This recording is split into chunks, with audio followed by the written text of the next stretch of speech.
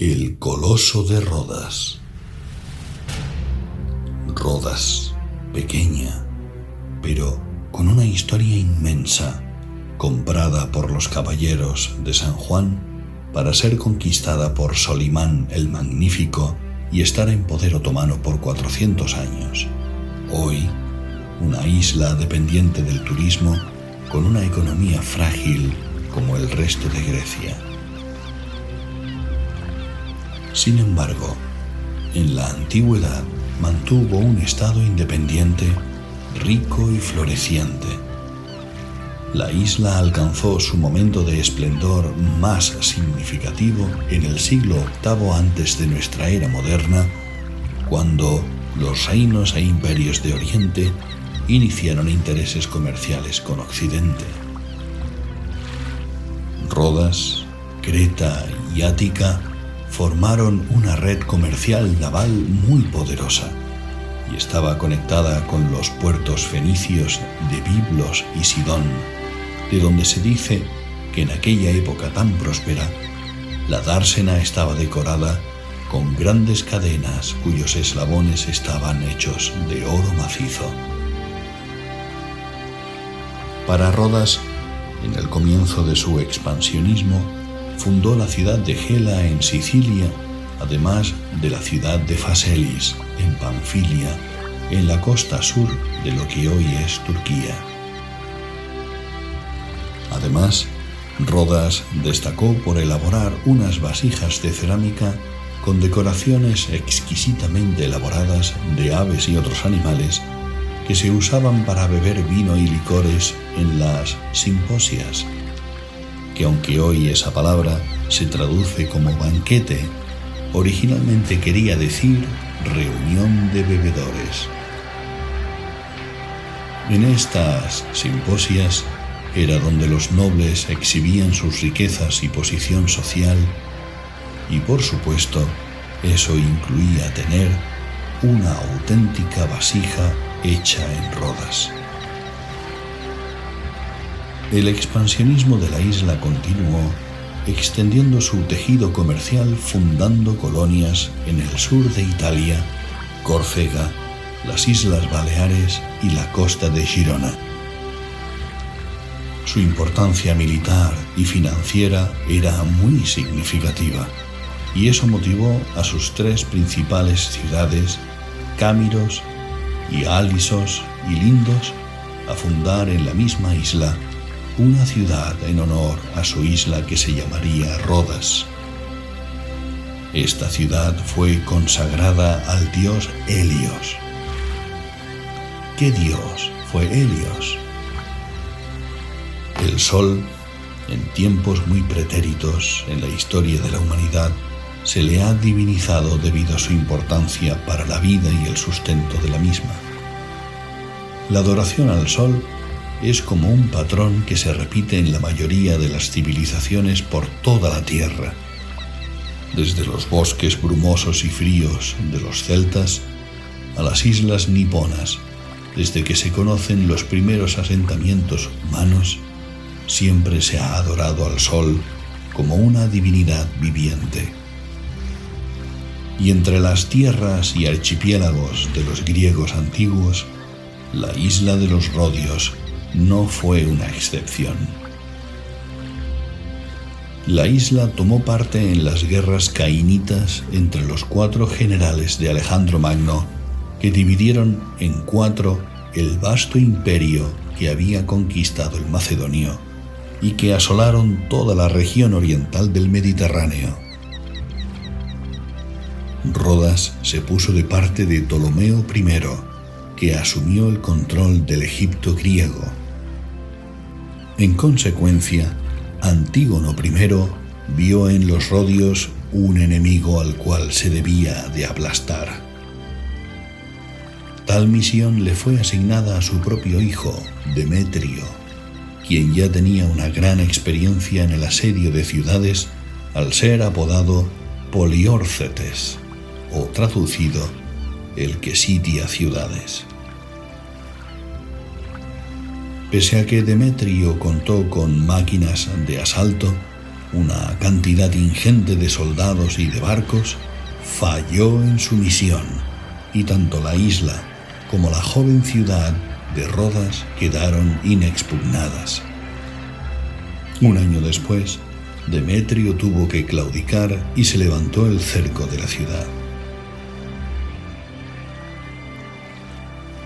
Por esa razón, y en gratitud a Helios, el dios Sol, al que atribuyeron el éxito en la defensa de la ciudad, le prometieron la construcción de un coloso, o literalmente, una estatua o efigie que le representara. Para tal propósito, vendieron las máquinas y pertrechos que Demetrio abandonó en su retirada, y con lo que resultó de la venta, encargaron al escultor Cares, natural de la ciudad vecina de Lindos, la construcción del coloso. Cares, discípulo del maestro escultor Lisipo, aceptó el encargo.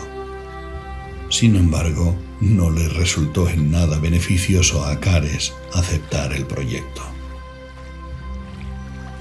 El filósofo griego Sexto Empírico, en el siglo II antes de nuestra era moderna, nos explica qué ocurrió.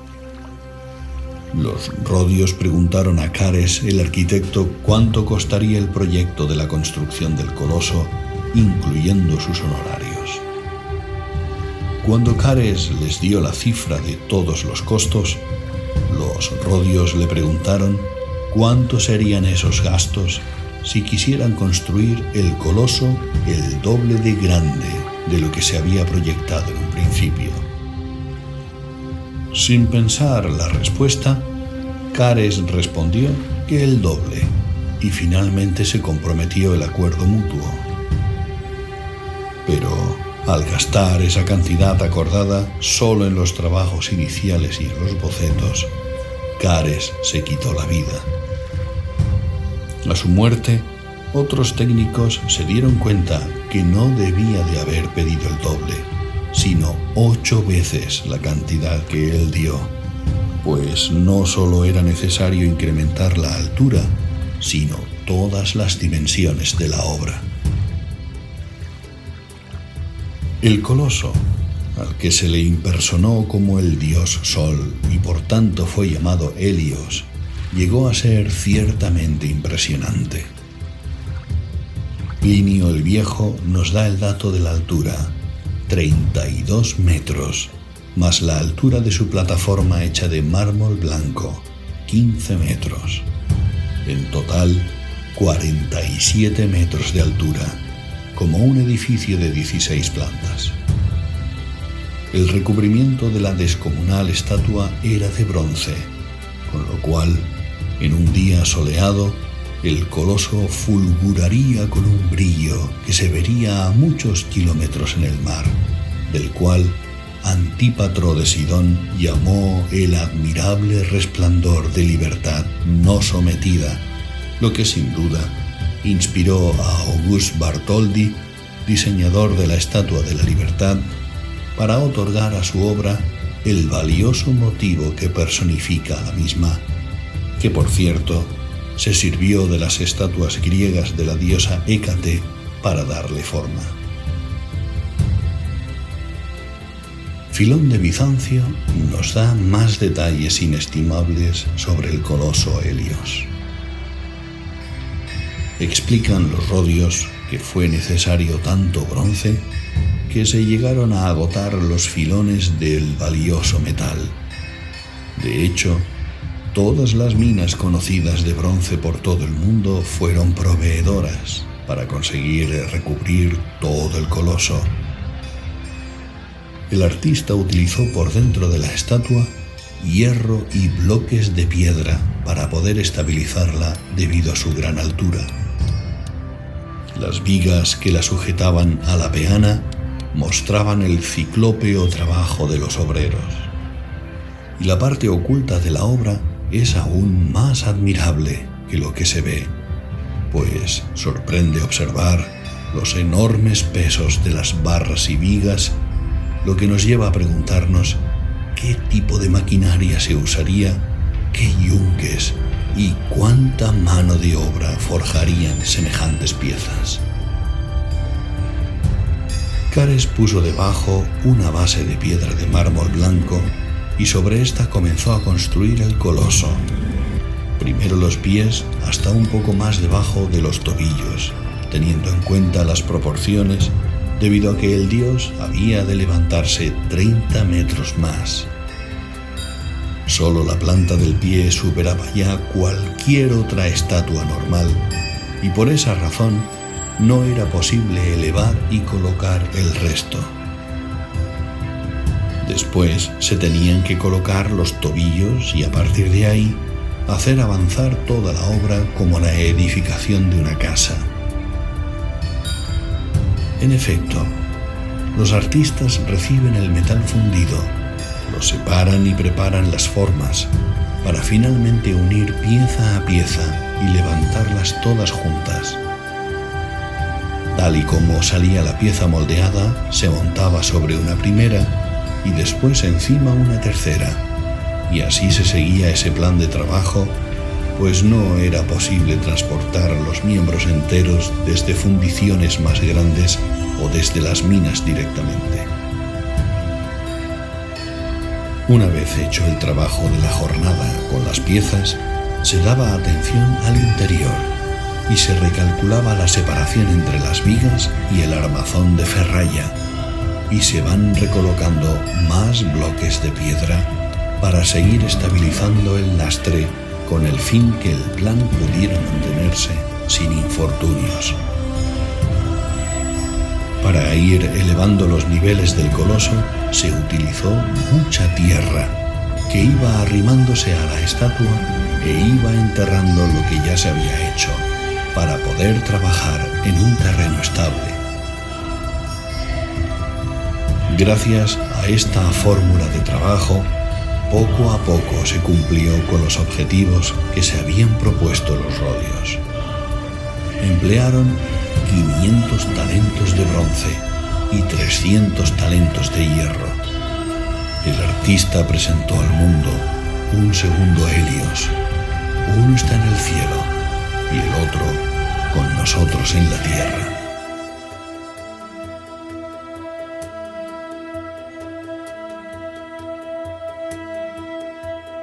Para que entendamos las cantidades que Filón de Bizancio nos da, multiplicaremos las cifras totales de bronce y hierro por 30 kilos, que es lo que cada talento pesaba.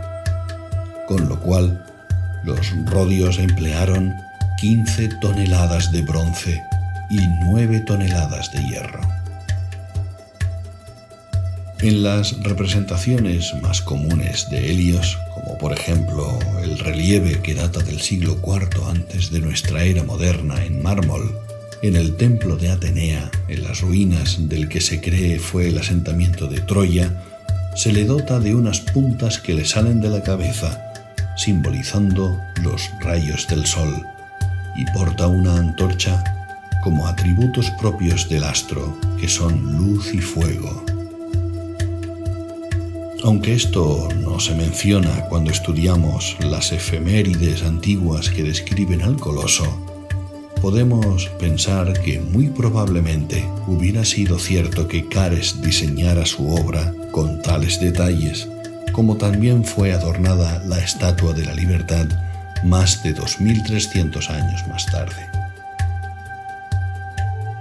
Aunque gracias al pintor Maarten van Heemskerk todos nos imaginamos al coloso con las piernas separadas, custodiando la entrada al puerto rodio, con una peana para cada pie y los barcos pasando por debajo. Lo cierto es que no fue así, por dos datos importantes.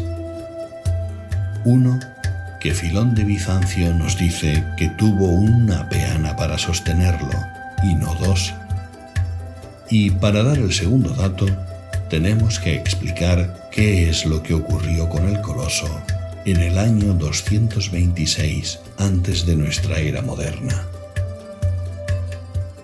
En ese año, la isla sufrió un terremoto de gran magnitud que hizo temblar los cimientos y refuerzos que sostenían al coloso y lo hizo caer de su peana derrumbándose estrepitosamente.